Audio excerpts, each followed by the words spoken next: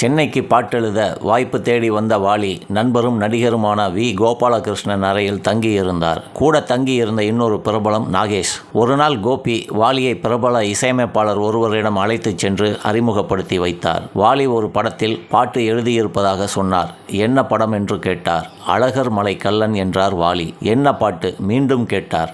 நிலவும் தாரையும் நீயம்மா என்று பாடலை சொன்ன வாலி கவிதைகள் எழுதி வைத்திருந்த 40 பக்க நோட்டை அவரிடம் கொடுத்தார். அதை வாங்கி புரட்டி பார்த்தார் இசையமைப்பாளர். பிறகு கோபியை தனியே அழைத்துச் சென்று, உன் ஃப்ரெண்டை திருச்சியில் பார்த்துட்டு இருக்கிற வேலையை விட்டுட வேண்டான்னு சொல்லு.